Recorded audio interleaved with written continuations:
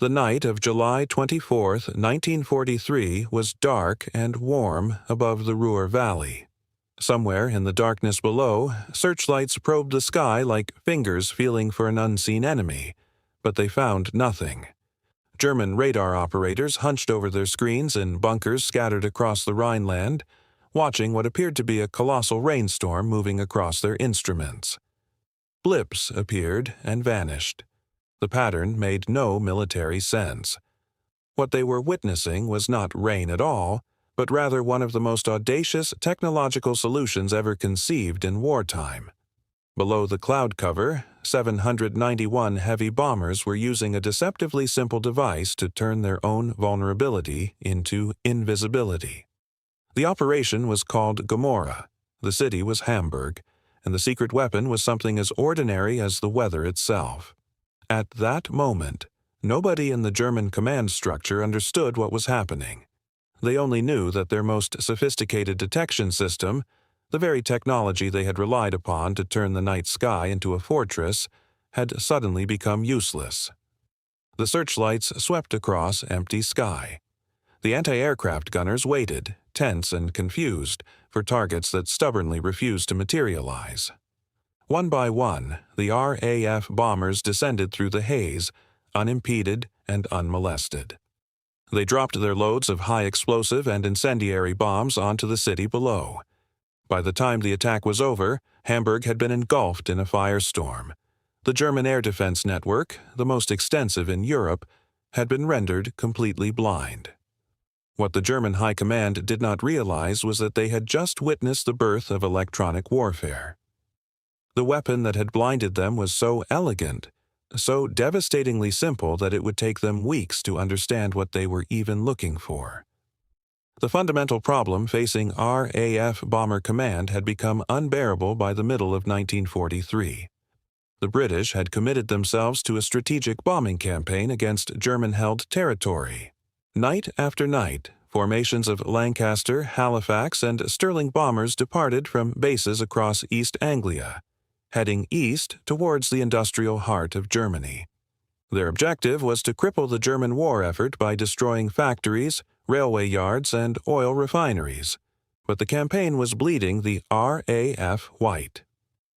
Between January and May of that year, Bomber Command had lost over 2,000 aircraft. That represented not just 2,000 machines, but roughly 14,000 lives. The crews who flew these bombers knew that their chances of surviving a tour of operations were poor. The mathematical reality was brutal. The average lifespan of a heavy bomber pilot was calculated to be no more than 15 operations before death or capture became statistically probable. The reason for these staggering losses was the German air defense system. Since 1939, the Germans had been developing radar technology in parallel with the British, and by 1943 they had created something formidable. The Würzburg radar could detect an aircraft at distances of up to 40 kilometers and track it with remarkable precision. The Freya radar had even greater range. These devices fed information to a sophisticated network of searchlight batteries and anti-aircraft gun emplacements. The system worked in concert with night fighter squadrons that scrambled at the first warning of an incoming raid. The Germans called their integrated defense network Himmelbett, the bed of heaven. It was working with devastating effectiveness. The RAF had tried everything. They had attempted to fly higher, but the bombers were already at the limits of their operating altitude. They had tried to fly faster, but speed and bomb-carrying capacity could not both be maximized with existing engines.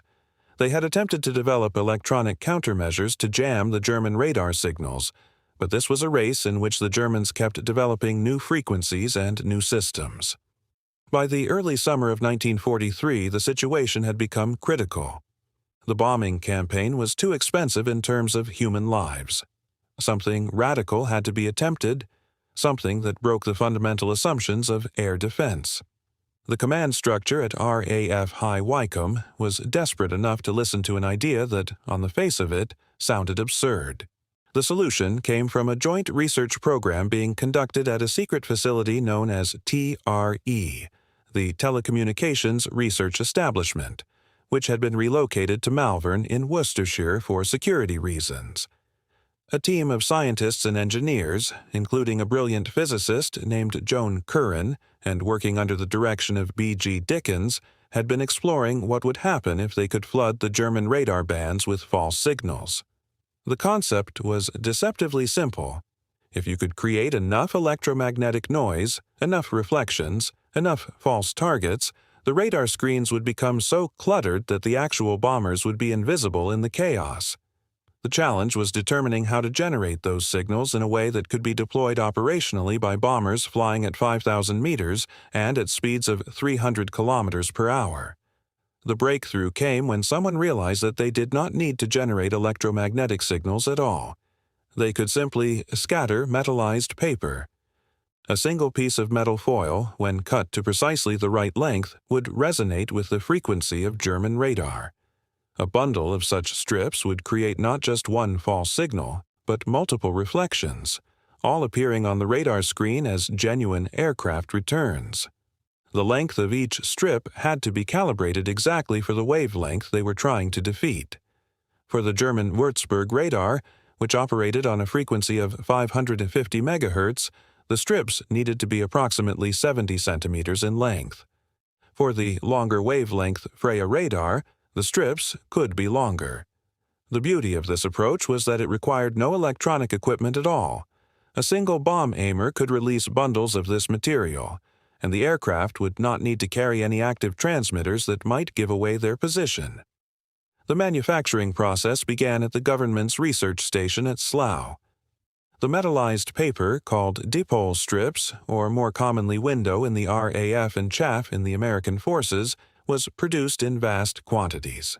The paper itself was ordinary craft paper, obtained from normal suppliers, but it was coated on both sides with a thin layer of aluminium through an evaporation process.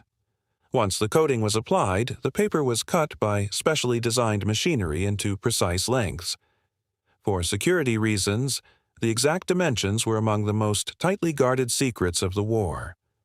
The bundles were wrapped in cardboard tubes and packed into special containers that could be dropped from bombers. Each tube contained approximately 2,000 individual strips. A single Lancaster bomber could carry enough window for roughly 80 of these bundles, meaning a single aircraft could disperse approximately 160,000 individual pieces of metallized paper during the course of a raid. The deployment of window began in earnest during Operation Gomorrha. The bombers were given specific instructions on how to dispense the material. They were to push out bundles at precisely timed intervals, roughly one bundle every 6 seconds. This created a moving cloud of reflectors that, on German radar screens, appeared to be a massive formation of aircraft. The radar operator could see hundreds of false targets, all moving at the same speed as the genuine bombers, all at the same altitude. There was no way to distinguish between reality and electronic ghost. The searchlights, which depended on the radar for initial target acquisition and tracking, swept across empty sky. When they did occasionally achieve visual contact with an actual aircraft, the bomber had already had time to change course or climb to avoid the concentrated flak. The effectiveness of window was immediate and overwhelming. During the Hamburg raids in July 1943, German night fighter losses actually increased, despite the air defense system being essentially blinded. The searchlights continued to fire blindly into the haze of metallized paper strips floating in the night sky, but they illuminated nothing. The anti-aircraft guns operated on optimistic estimates of where the bombers might be. The night fighters, left without radar guidance, had to navigate on dead reckoning and the occasional visual sighting. Meanwhile, RAF Bomber Command's losses fell dramatically. In July 1943, the loss rate was approximately 2.2% of bombers dispatched. This was still dangerous, still deadly, but compared to the 5% or higher losses of earlier months, it represented a survival rate that crews could contemplate without immediate resignation to their fate. If you are finding this interest, a quick subscribe helps more than you know. The algorithm remains baffling, But your support allows us to continue researching and documenting these forgotten stories of British innovation during the Second World War. The Germans, meanwhile, were struggling to understand what had happened to their supposedly invincible air defense system. At first, they theorized that the British had developed a new form of electromagnetic jamming. They suspected some kind of transmitter-based system that was somehow neutralizing their radar returns. For weeks, they searched for equipment that did not exist. When they eventually captured an example of window and analyzed it, the realization was both humbling and infuriating. The British had defeated their advanced radar with something so trivial that it was almost insulting. It was metallized paper. It had no moving parts, no electronics, no complexity whatsoever. It was essentially confetti designed to wage war against technology. The German response was curiously delayed. Their physicists and engineers understood immediately that the countermeasure was devastating, and they began work on their own version, which they called Dupel. However, the German command structure was slow to authorize operational deployment. It was not until the following year that Dupel began to be used in earnest, and even then, German commanders were reluctant to deploy it widely. They feared that using the same technique themselves would make their own defensive aircraft vulnerable to RAF countermeasures. This psychological reluctance gave the RAF a window of advantage that lasted for several months. It was a window measured not in minutes or hours, but in lives saved and missions accomplished. The American forces, working in partnership with the British, adopted their own version of window and deployed it in conjunction with daytime bombing campaigns. However, the Americans called their variation chaff, a term that derived from the agricultural practice of separating grain from husks. The Americans used chaff extensively over Germany and eventually in other theaters of war. The Japanese also recognized the value of the concept and attempted to develop their own countermeasure, though the lack of sophisticated electronic manufacturing capability meant they never deployed it operationally on a significant scale. The comparative effectiveness of these systems is instructive.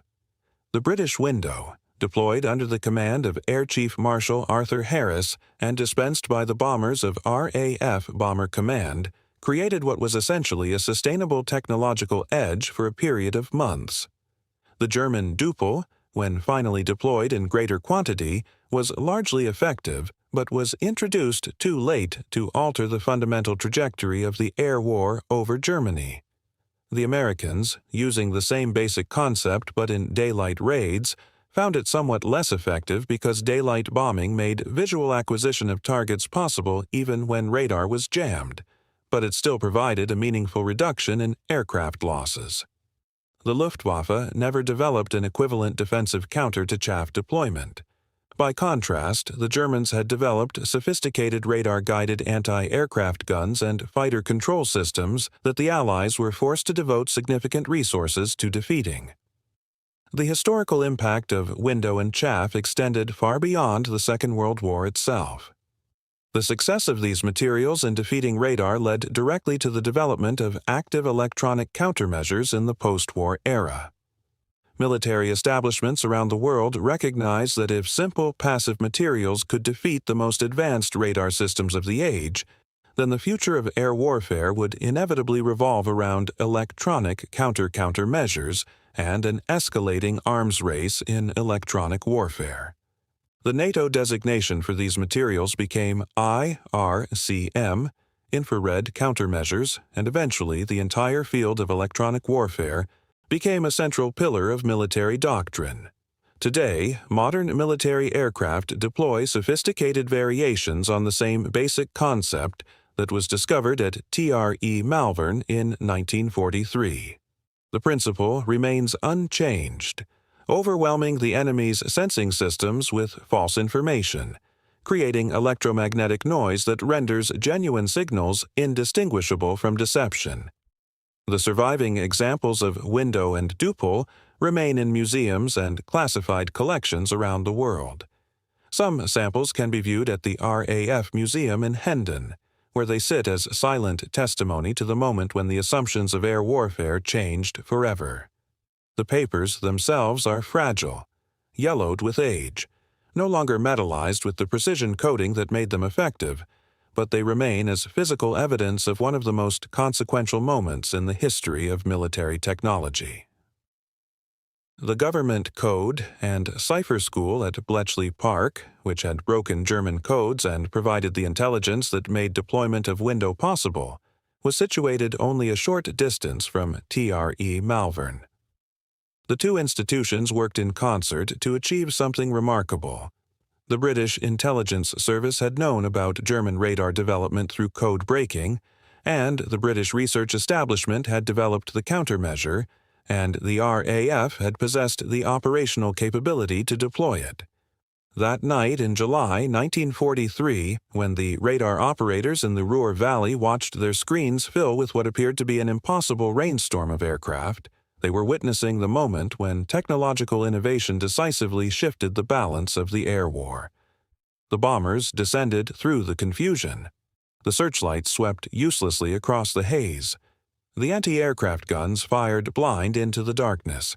And above all of this, floating gently downward, was millions upon millions of tiny strips of metallized paper, each one no more consequential than a snowflake, yet collectively constituting one of the most devastating weapons ever deployed in combat.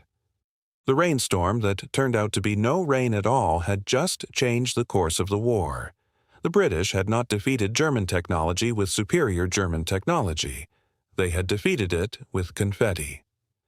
That simple fact remains, even now, almost 80 years later, one of the most elegant demonstrations of lateral thinking ever conceived in wartime. The device was nothing. The solution was everything, became a central pillar of military doctrine. Today, modern military aircraft deploy sophisticated variations on the same basic concept that was discovered at TRE Malvern in 1943. The principle remains unchanged, overwhelming the enemy's sensing systems with false information, creating electromagnetic noise that renders genuine signals indistinguishable from deception. The surviving examples of Window and Duple remain in museums and classified collections around the world. Some samples can be viewed at the RAF Museum in Hendon, where they sit as silent testimony to the moment when the assumptions of air warfare changed forever. The papers themselves are fragile, yellowed with age, no longer metallized with the precision coating that made them effective, but they remain as physical evidence of one of the most consequential moments in the history of military technology. The government code and cipher school at Bletchley Park, which had broken German codes and provided the intelligence that made deployment of Window possible, was situated only a short distance from TRE Malvern. The two institutions worked in concert to achieve something remarkable. The British intelligence service had known about German radar development through code breaking, and the British research establishment had developed the countermeasure, and the RAF had possessed the operational capability to deploy it. That night in July 1943, when the radar operators in the Ruhr Valley watched their screens fill with what appeared to be an impossible rainstorm of aircraft, they were witnessing the moment when technological innovation decisively shifted the balance of the air war. The bombers descended through the confusion. The searchlights swept uselessly across the haze. The anti-aircraft guns fired blind into the darkness. And above all of this, floating gently downward, was millions upon millions of tiny strips of metallized paper, each one no more consequential than a snowflake, yet collectively constituting one of the most devastating weapons ever deployed in combat. The rainstorm that turned out to be no rain at all had just changed the course of the war. The British had not defeated German technology with superior German technology. They had defeated it with confetti. That simple fact remains, even now, almost 80 years later, one of the most elegant demonstrations of lateral thinking ever conceived in wartime. The device was nothing. The solution was everything.